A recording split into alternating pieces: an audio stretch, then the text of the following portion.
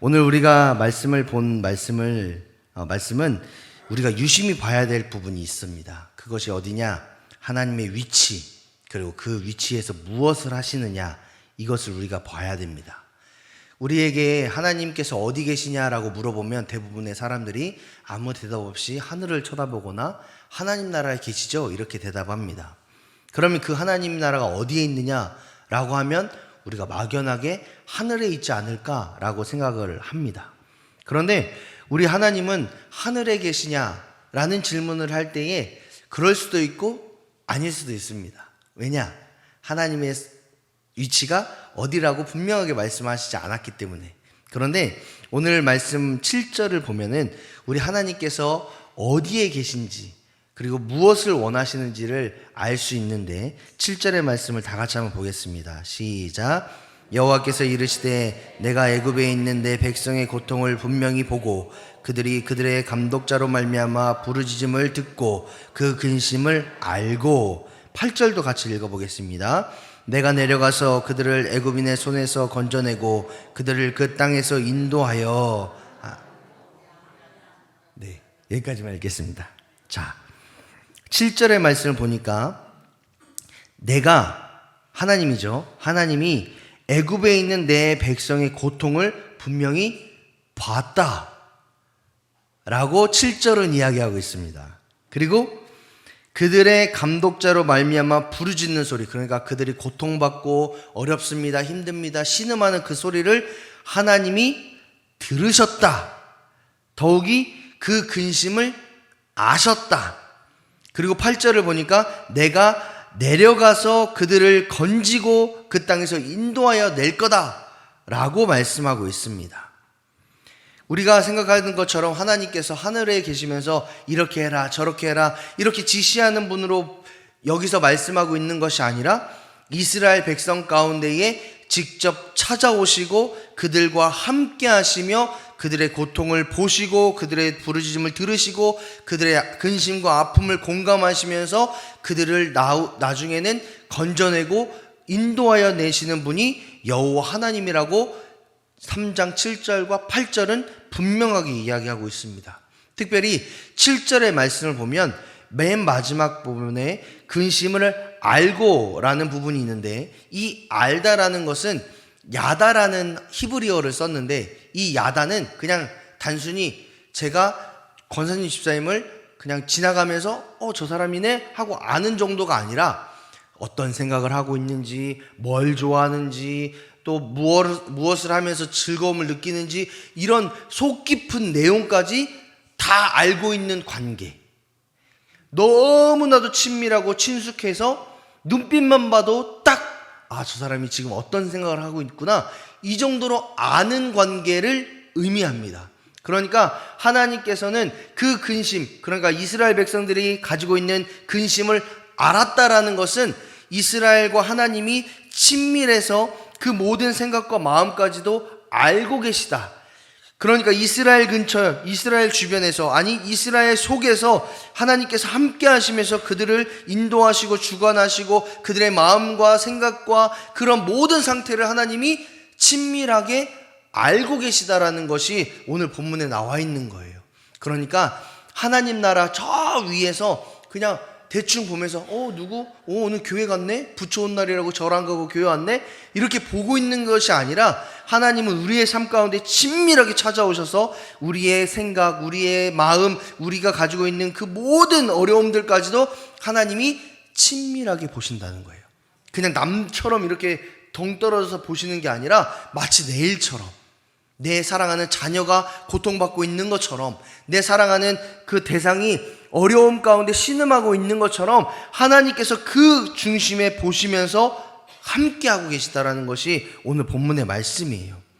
그러면 이렇게 하나님이 모세에게 나는 이렇게 너희와 친밀한 관계 가운데 있어, 너희를 구원할 거야, 너희의 아픔과 슬픔을 내가 들었어, 내가 이런 일들을 할 거야 라고 모세에게 말씀하셨으면 모세는 어떻게 해야 될까요? 자, 예를 들어서 여러분이 잠을 주무시고 계시거나 혹은 새벽에 주야 하고 기도하고 있는데 갑자기 환상 중에 하늘의 문이 열리면서 하나님이 뻥 나타나셔서 내가 너와 함께 할 거다. 너의 기도를 내가 들었다. 당장 집에 가서 통장 잔고를 봐라. 막 이렇게 말씀하셨다고 해봐요. 그럼 여러분 어떻게 하실 거예요? 하나님 왜 나에게 이런 돈을 주십니까? 다시 가져가세요. 나는 받을 자격 없습니다. 이럴 거예요? 아니면은 하나님 감사합니다. 주님이 하셨군요. 하고 기뻐하실 거예요?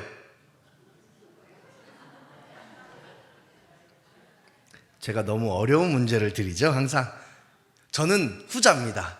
하나님 감사합니다. 하나님 나에게 이런 은혜를 주셨군요. 주님만이 나의 하나님 되십니다. 막 이렇게 찬양하고 고백하고 감사할 거예요. 여러분은 아니시죠? 주님 전 자격 없습니다. 이러실 거예요?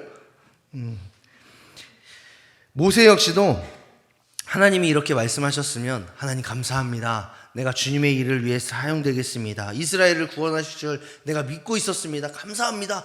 이렇게 받았으면 됐는데 문제가 있어요. 이 모세는 우리와 다르게 하나님 왜 나에게 이런 일을 맡기십니까? 하나님 나는 아닙니다. 라고 거절해요. 하나님을. 몇 번이나 거절하냐? 6번이나 거절해요. 오늘 그 6번의 거절을 제가 볼 겁니다. 자, 먼저 첫 번째 거절은 11절에 나오는데 뭐라고 거절하냐면 하나님 내가 누구이기에 이런 일을 나에게 맡기십니까? 라고 이야기합니다. 모세는 하나님께 자신이 누구인지를 묻는데 이 말은 하나님 나는 애굽의 살인자입니다. 또 나는 장인의 양이나 치는 볼품없는 사람이고 아무 자격도 능력도 없는 연약한 사람입니다. 라는 뜻을 가지고 있어요.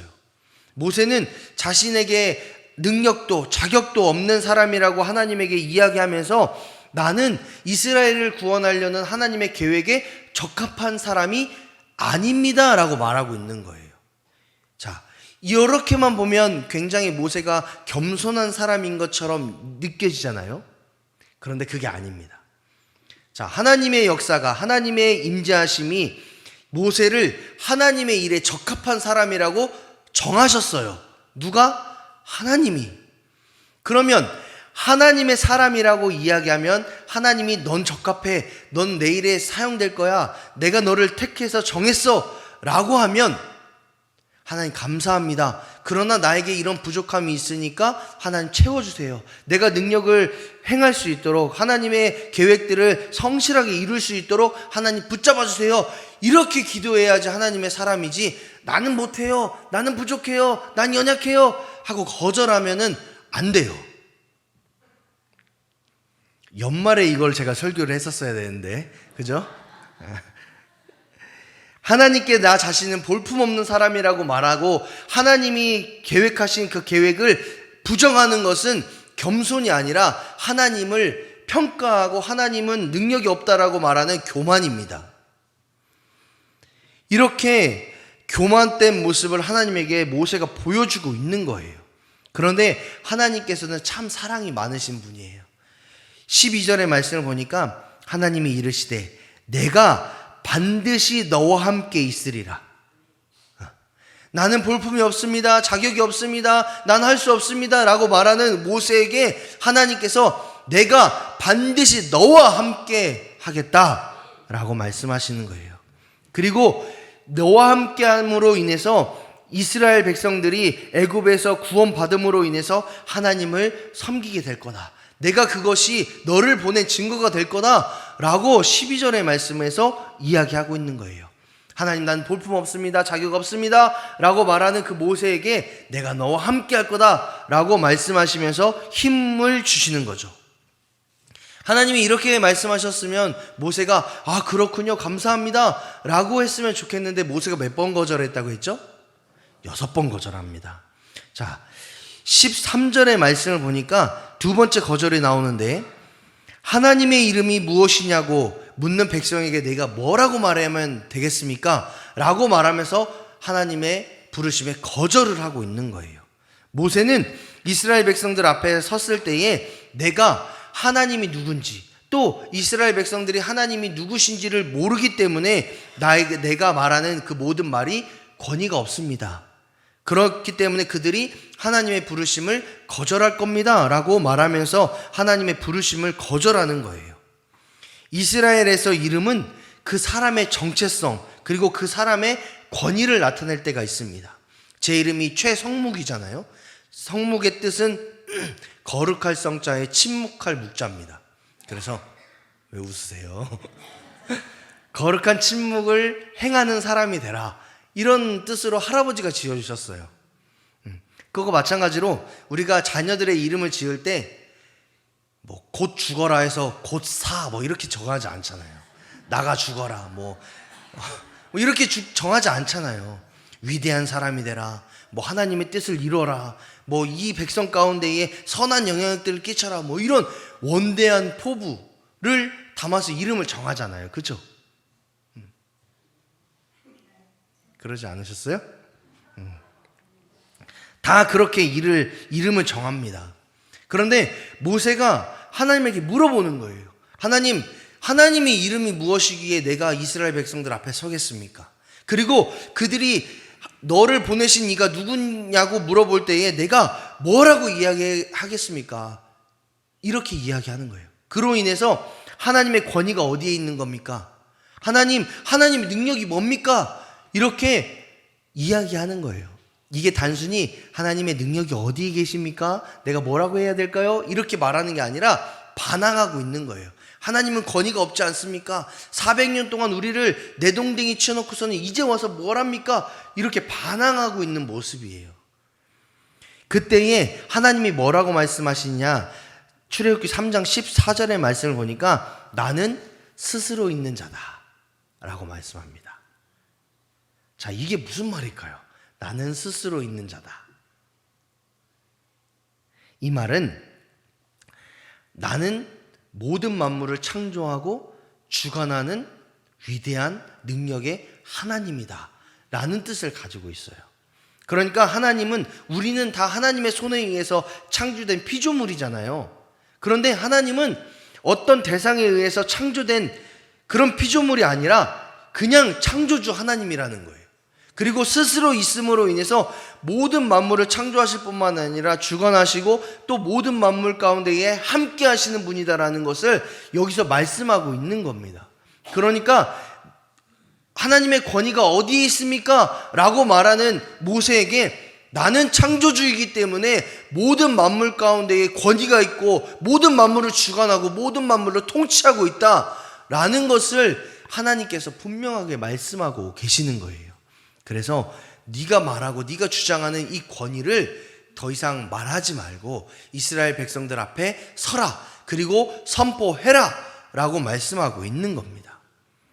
그런데 또 모세가 또 거절을 하기 시작하는 거예요. 어떻게 거절하냐? 오늘 우리가 읽은 본문은 아니지만 출애굽기 4장 1절의 말씀을 보니까 이스라엘 백성들이 나를 믿지 않고 내 말을 듣지 않으면 내가 어떻게 하면 되겠습니까? 라고 이야기하는 거예요. 그러니까 이렇게 이야기하는 거죠. 내가 하나님께서 시키신 대로 백성들 앞에 설게요. 그리고 말할게요. 그런데 이스라엘 백성들이 내 말 안 믿으면 어떻게 할 겁니까? 하나님, 이스라엘 백성들이 내 말 안 믿고 예전에 동족 앞에 섰을 때에 나를 모른다고 이야기했을 것처럼 내가 언제 너를 백성의 지도자로 세웠냐라고 말하는 것처럼 이스라엘 백성들이 나를 믿지 않고 내 말을 듣지 않으면 내가 어떻게 하면 되겠습니까? 라고 이야기하는 겁니다. 그리고 거절하는 거예요. 나는 그거 쪽팔려서 못하니까, 창피해서 못하니까 하나님, 나 이스라엘 백성들 앞에서 안 설 거예요. 이렇게 거절하는 거예요. 그때에 하나님이 증거를 주십니다. 어떤 증거를 주시느냐? 하나님 앞에 이 모세가 섰을 때에 지팡이를 잡고 있었던 거예요. 지팡이는 양을 이렇게 몰아갈 때 썼던 도구인데 지팡이를 들고 있었는데 하나님이 이 지팡이를 땅에 던져보라고 이야기해요. 자, 지팡이를 땅에 딱 던지면 어떻게 될까요? 뱀이 돼요? 지팡이를 딱 던지면 지팡이가 쓰러져요. 그렇죠? 여러분 지팡이 들고 다니시는데 지팡이 딱 던지면 뱀 돼요? 아니잖아요. 지팡이를 딱 던지면 지팡이가 쓰러져요. 그런데 하나님의 말씀에 순종함으로 모세가 지팡이를 던지니까 여러분이 말씀하셨던 것처럼 뱀으로 바뀌어요. 뱀으로 바뀌어서 막 꿈틀꿈틀 거리는 거예요. 그렇게 모세가 깜짝 놀라서 이 뱀을 피해요. 그런데 하나님이 뭐라고 또 말씀하세요? 뱀을 잡으라고 하시는데 어딜 잡으라고 하셨을까요? 1번 뱀의 머리, 2번 뱀의 꼬리를 잡으라고 하셨죠. 그런데 여러분 그거 아십니까? 뱀을 잡을 때는 뱀의 머리를 잡아야 돼요. 그죠? 흔히 말하는 뱀 대가리를 잡아야 돼요. 그래서 뱀을 딱 보시면 뱀 모양이 약간 이게 사각형인데 그 밑에 이렇게 세무진대를 딱 잡아야 뱀이 막 꿈틀꿈틀한데도 가만히 잡을 수 있어요. 제가 왜 아냐? 제가 어릴 적에 잡아봤거든요. 제가 시골에서 자라서 이 뱀을 잡아서 팔았어요. 그런데 이 사실을 모세가 몰랐을까요? 오랜 시간 동안 광야에 살았고 양을 쳤던 이 모세가 몰랐을까요? 알았어요. 뱀 꼬리를 잡으면 뱀이 확 몸을 뒤틀어서 나의 어딘가를 문다는 사실을 모세가 알았어요. 그리고 이 뱀을 피할 정도면 이 뱀에 물리면 죽는다라는 것도 모세는 알고 있었어요. 그러니까 하나님의 음성이 딱 임했을 때에 뱀의 꼬리를 잡아라 라고 했을 때에 여러 생각을 했을 거예요. 저 뱀을 잡았다가 나 죽으면 어떡하지?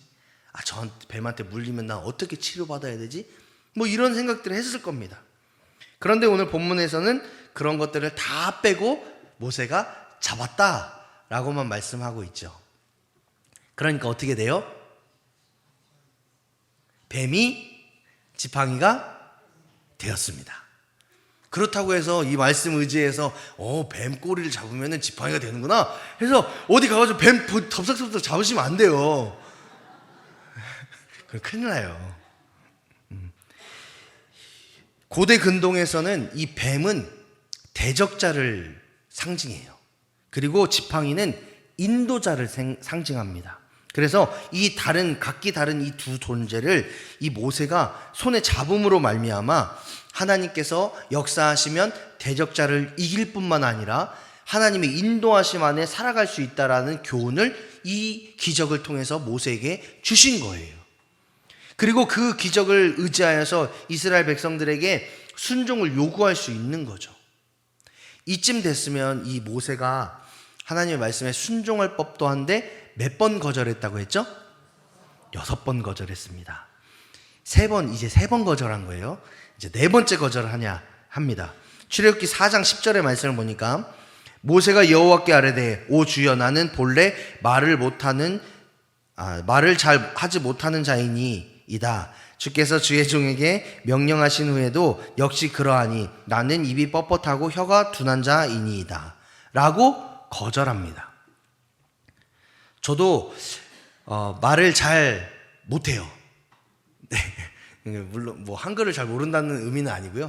이게 누구처럼 달변가처럼 막 술술술 말을 풀어내는 사람이 아닙니다. 그래서 저는 설교할 때 원고를 꼭 가지고 서요. 그래서 원고를 안 보면 설교는 망한 거예요.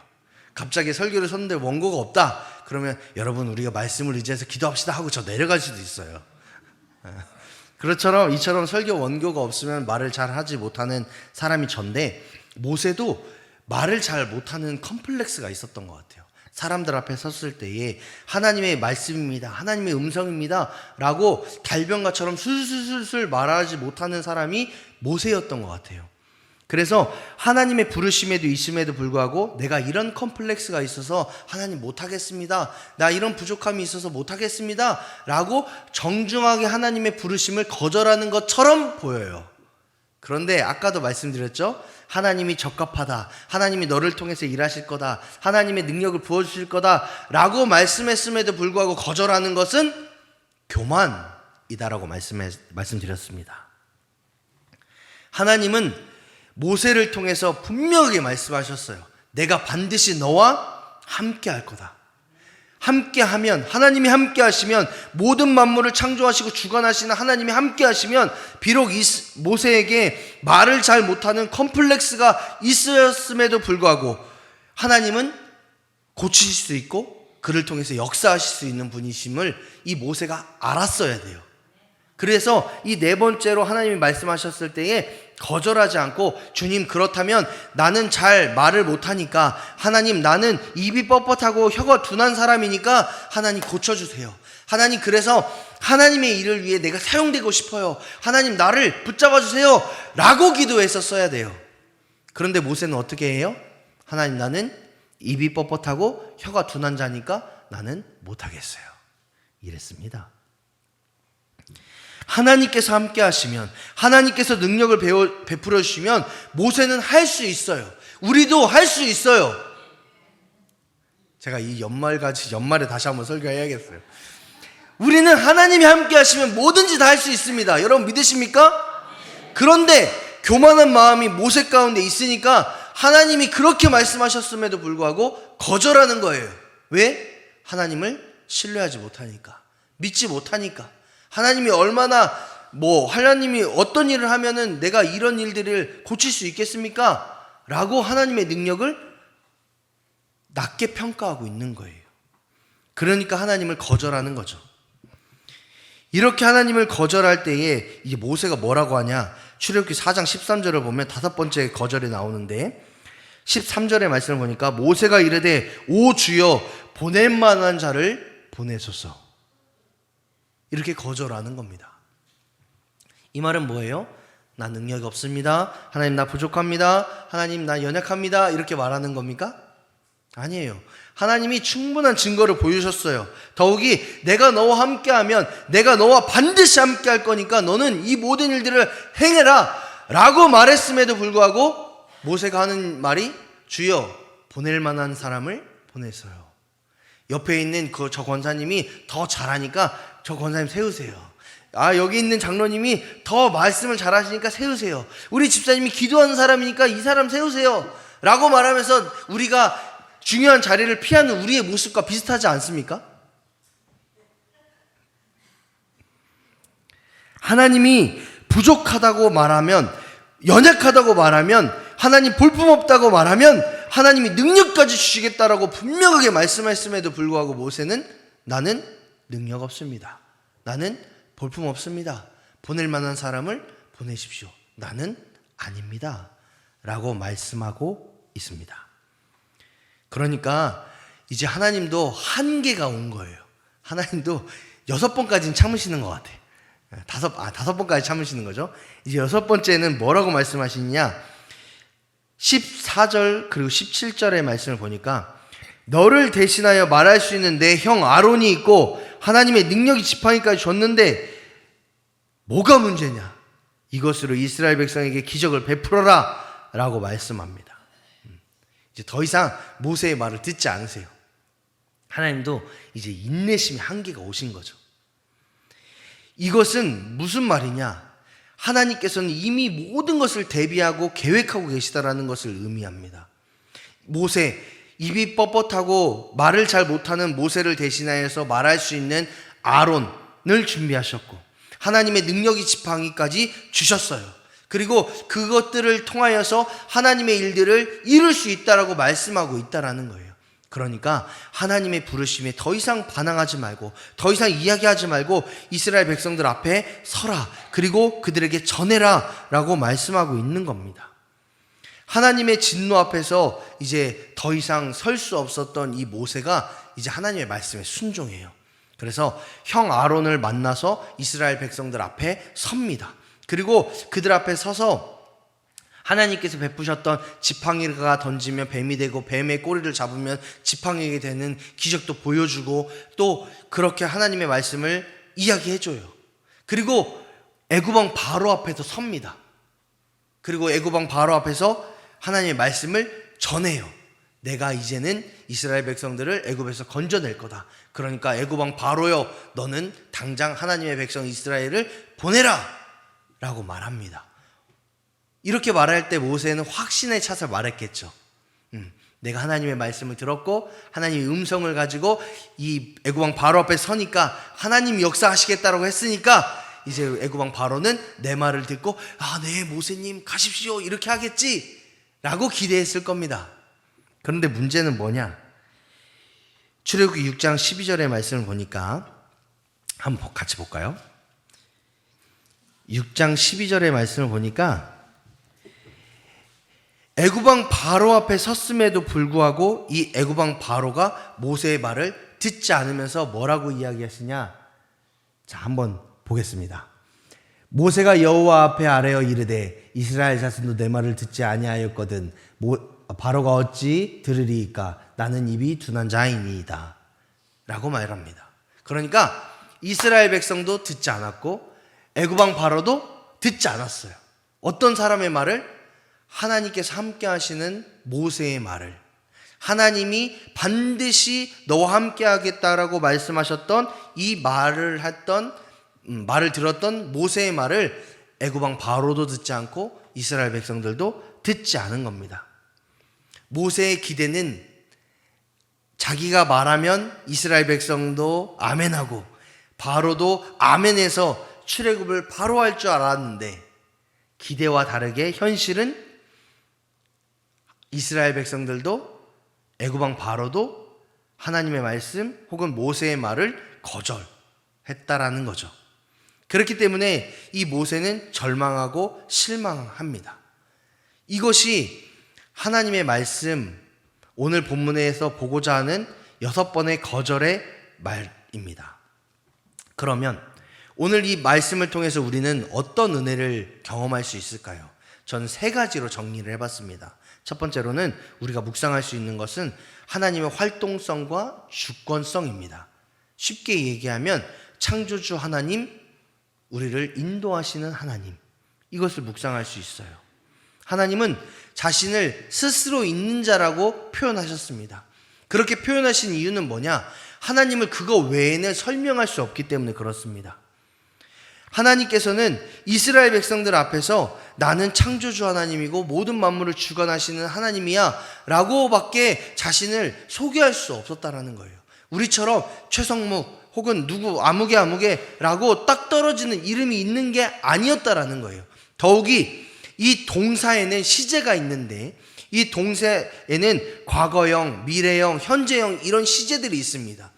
이렇게 시제, 동사를 통해서 나는 스스로 있는 자다라는 이 동사를 통해서 하나님 스스로를 소개하심으로 인해서 하나님, 모든 만물을 창조하시고 주관하신 하나님이 과거에도 계셨고 지금도 계시고 앞으로도 계실 거다라는 것을 분명하게 말씀하고 계시는 거예요. 그렇기 때문에 하나님을 믿고 하나님을 의지하는 우리들 역시도 과거에 우리가 경험했던 하나님, 과거 가운데에 우리의 삶 가운데 역사하시고 구원을 허락하셨던 그 하나님에서 끝이 아니라 지금도 함께 하시고 역사하신 하나님, 앞으로도 함께 하시고 역사하실 그 하나님을 우리가 의지하며 소망할 수 있다는 것을 하나님의 자신에 대한 하나님의 소개에서 우리가 깨달을 수 있는 겁니다. 그래서 우리는 이런 신앙인이 되어야 돼요. 어떤 신앙인이냐? 내가 20년 전에 하나님을 처음 만났지. 내가 20년 전에, 30년 전에 기도했을 때 이런 응답이 있었어 라고 과거만 자랑하는 신앙인이 아니라 과거에 하나님을 만났다라면 지금은 어떠시냐는 거예요. 과거에만 하나님이 계셔요? 아니에요. 하나님은 과거에도 현재에도 미래에도 계시겠다라고 분명하게 말씀하고 계세요. 그러면 우리의 신앙도 마찬가지여야 돼요. 20년 전, 30년 전 만났던 하나님을 자랑하는 것이 아니라 그때도 하나님을 자랑하지만 지금도 나와 함께 하신 하나님, 나와 동행하신 하나님, 나와 성실하게 나의 삶을 인도하시는 하나님을 자랑해야 돼요. 더 나아가서 우리의 삶을 성실하게 인도하실 하나님도 자랑해야 돼요. 그 하나님께 감사해야 돼요. 그 하나님도 찬양해야 돼요. 왜냐? 우리의 모든 삶을 창조하시고 주관하시고 인도하시는 역사하시는 하나님이 우리의 하나님 되시기 때문에 그렇습니다. 따라서 우리는 과거의 하나님에게만 집착하는 것이 아니라 지금 우리의 삶 가운데에도 동행하시는, 또한 우리와 함께 하실, 미래에도 우리의 삶을 인도하실 그 하나님을 의지하고 소망하고 찬양하고 그 하나님께 순종함으로 나아가셔야 돼요. 그 하나님을 자랑하셔야 돼요. 그것이 우리의 신앙의 모습, 신앙의 태도, 신앙의 정도가 되기를 소망합니다. 과거만 자랑하는 하나님이 아니라, 과거의 영광만 바라보는 것이 아니라 지금의 하나님, 지금의 역사하시는, 지금의 우리의 삶을 인도하시는 하나님을 자랑하시고 또 앞으로도 우리와 함께 하실 그 하나님을 확신하시면서 하나님만 의지하시는 저와 여러분이 되시기를 간절히 소망합니다. 두 번째로는 하나님 앞에서 우리의 스펙은 그렇게 중요하지 않습니다. 세상은 우리의 스펙이나 외모, 그리고 또 우리가 가지고 있는 돈이나 그런 가지고 있는 그 어떤 것으로 우리의 가치를 증명하라고 이야기합니다. 그래서 길거리 다니다 보면 못생긴 사람들 보면 사람들 수근수근 거려요. 예쁘고 잘생긴 사람들 지나가면 또 수근수근 거려요. 평가하는 거죠. 와, 저 사람 진짜 잘생겼다. 와, 저 사람 진짜 예쁘다. 와, 쟤는 얼굴이 하늘에서 메주가 막 이렇게 평가합니다. 마치 사람이 가지고 있는 스펙이 마치 다인 것처럼, 그 사람이 가지고 있는 진가인 것처럼 이야기하고 평가해요. 그런데 우리가 믿는 하나님은 그러지 않았습니다. 만약 여기에서 외모로 하나님 믿는 자, 하나님의 백성을 뽑았다라면 공교롭게 다 들어오시겠네요. 칭찬한 건데 못 알아들으시네요.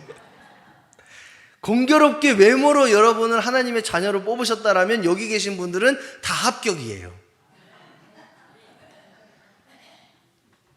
그런데 하나님은 외모로 절대로 하나님의 사람을 뽑지 않으십니다.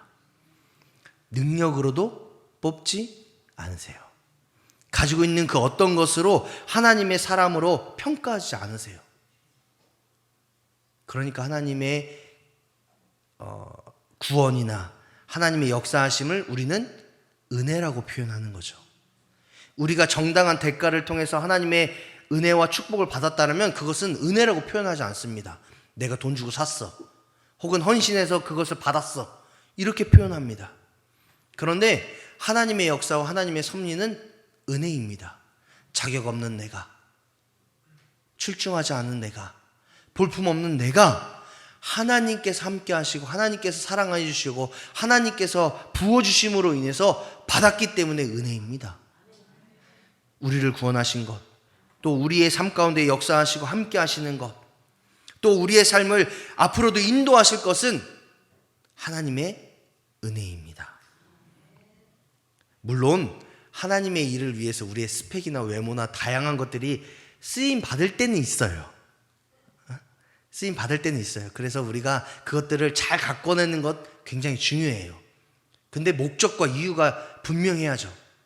내가 출중한 외모와 스펙으로 인해서 내 영광을 위해서 그것들을 가꾼다면 문제가 되겠지만, 그것들을 통해서 하나님의 영광을 나타낸다면 그것도 하나님께서 원하시는 도구 중에 하나일 수 있습니다. 그렇다면 여기서 한 가지 궁금점이 이제 나오죠. 하나님의 평가의 기준은 뭐냐? 하나님의 평가의 기준이 뭘까요?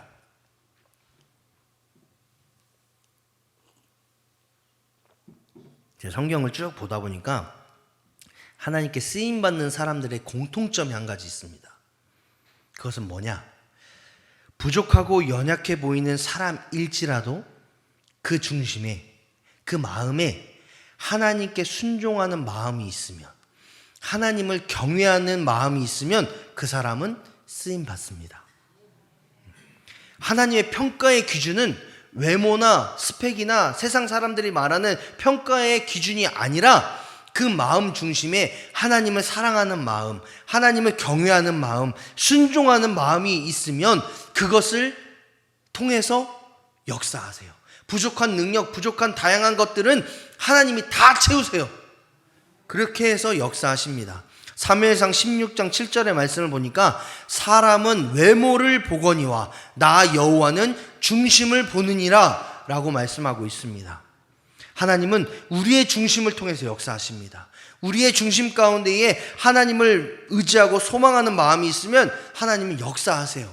따라서 우리의 삶 가운데에, 또 우리의 모습 가운데에 부족하고 연약한 모습이 있다라면 좌절하고 절망하고 낙담하고 쓰러지는 것이 아니라, 하나님, 내 삶 가운데 이런 부족함이 있지만 나는 끝까지 주님을 경외하겠습니다. 끝까지 주님을 사랑하겠습니다. 끝까지 주님만을 의지하겠습니다라는 그 마음을 다잡으셔야 돼요. 그리고 이렇게 기도하셔야 돼요. 하나님, 내가 주님을 경외하고 하나님의 뜻대로 순종하는 데에 내 삶이 어려움으로 다가옵니다. 하나님, 나의 삶이 나를 자꾸 짓누릅니다. 하나님, 이 삶이 나를 자꾸 하나님께 나아가지 못하도록 내 발목을 잡습니다. 하나님, 이 모든 문제를 하나님 해결해 주십시오. 하나님의 방법으로, 하나님의 역사하심으로 살아계신 하나님께서 이 모든 상황과 환경을 변화시켜 주십시오. 내가 그래서 하나님만을 경외하겠습니다. 하나님만 바라보겠습니다. 내 삶을 통해 하나님 살아계심을, 역사하심을 보여주십시오. 이렇게 기도해야 되는 거예요. 하나님, 나 부족하니까 하나님 일을 못해요. 하나님, 나 연약해서 이거 안 해요. 하나님, 돈 벌어야 돼서 하나님 잠깐 교회 일 잠깐 내려놓을게요. 이렇게 기도하면 안 됩니다. 하나님, 내 삶이 부족하지만, 연약하지만 끝까지 감당할 수 있는 힘 주세요. 능력 주세요. 이렇게 기도하셔야 돼요. 그래야 하나님이 기뻐하시지 않겠습니까? 그래야 자녀된 우리의 삶을 통해서 와, 진짜 잘했다, 그게 맞아 하고 축복하시지 않겠냐는 거예요. 축복받는 비결은, 하나님께 쓰임받는 비결은, 하나님의 영광을 나타내는 비결은 하나님을 경외하고 하나님의 뜻에 순종하는 겁니다. 다른 어떤 것에 있지 않습니다. 세 번째로 깨닫는 것은 하나님은 절대 포기하지 않으시는 분임을 여러분 깨닫습니다. 제가 만약 하나님이었다면 모세가 한 3번 정도 거절하면, 야, 내가 너밖에 쓸 사람이 없겠냐? 내가 아론 데리고 할게, 혹은 뭐 갈렙 데리고 할게, 여호수아도 있어, 이렇게 했을 거예요. 그런데 하나님은 포기하지 않으시고 모세를 하나님의 적합한 자로 사용하시도록 인도하세요. 그것이 뭐 하나님이 집요하게 나를 따라 붙는다, 이런 의미가 아닙니다. 하나님은 연약하지만, 부족하지만, 아무것도 가진 것이 없는 우리이지만 끝까지 포기하지 않으시고 하나님의 자녀 삼으시고 백성 삼으시고 끝까지 우리의 삶을 인도하시는 사랑 많으신 하나님이심을 우리가 볼 수 있는 거예요. 따라서 우리는 끝까지 우리의 삶을 인도하시고 주관하시는 하나님을 보면서, 아, 하나님이 나를 너무 사랑하시는구나. 하나님이 끝까지 나를 포기하지 않으시고, 나는 신앙이 없고 나는 연약해서 하나님의 뜻대로 살아가지 못하고 흔들리고 넘어지고 가끔은 신앙 없는 사람처럼 세상 가운데 살아가고 하나님 안 계신 거 아니에요? 하나님 부정하며 원망하며 살았던 나임에도 불구하고 하나님 끝까지 포기하지 않으시고 나를 붙잡으시고 인도하시고 하나님의 자녀 삼으시고 백성 삼으셨던 그 하나님의 사랑을 우리는 보게 되는 거예요. 누구를 통해서? 모세를 통해서. 그리고 그것을 내 삶으로 그대로 가져오는 거예요. 하나님, 난 연약하지만, 정말 볼품없지만, 아무것도 가진 것 없지만, 하나님 신앙도 흔들리고 믿음도 흔들리는 나이지만 끝까지 하나님 나 붙잡아 주셔서 감사해요. 끝까지 나 사랑한다고 말씀해 주셔서 감사해요. 끝까지 하나님 나 은혜 베풀어 주셔서 감사해요. 이런 고백들이 우리의 삶 가운데에 많이 나타나야죠. 그게 하나님의 마음입니다. 끝까지 포기하지 않으시고 끝까지 우리의 삶을 주장하시고 인도하시는 하나님. 볼품없다, 연약하다 말하지만 그래도 우리의 삶 가운데에 너는 내 사랑하는 자녀야, 내 사랑하는 자녀야 라고 말씀하시는 분이 저와 여러분의 하나님이심을 여러분 믿으시기 바랍니다. 하나님께 사랑하신 여러분, 지금까지 많이 웅크리고 주저앉아 계시지 않으셨습니까? 이제 우리는 날개를 펴고 하나님의 부르심에 순종해야 될 줄 믿습니다. 내 능력이 부족하고 다른 사람과 비교해서 하나님의 일에 무관심하고 핑계대며 하나님의 뜻을 거절하는 삶이 아니라, 하나님 나 이거 절대로 할 수 없어요 라고 말하면서 하나님의 부르심을 거절하는 인생이 아니라, 하나님 나는 부족하지만, 나는 연약하지만 하나님 도와주세요. 하나님 신뢰하면 내가 나아가겠습니다. 하나님 역사하시면 이 모든 일들이 가능합니다 라고 하나님만을 붙잡고 하나님만 의지하고 하나님만 경외하고 하나님께서 내 삶을 신실하게 인도하실 것을 믿음으로 말미암아 하나님께 순종함으로 경외함으로 나아가시는 저와 여러분이 되시기를 소망합니다. 우리가 그렇게 결단했을 때에 반드시 하나님은 선한 역사를 우리의 삶 가운데에 이루실 줄 믿습니다. 그 은혜의 주인공, 그 하나님의 역사하심의 주인공이 저와 여러분이 되시기를 주님의 이름으로 축복합니다.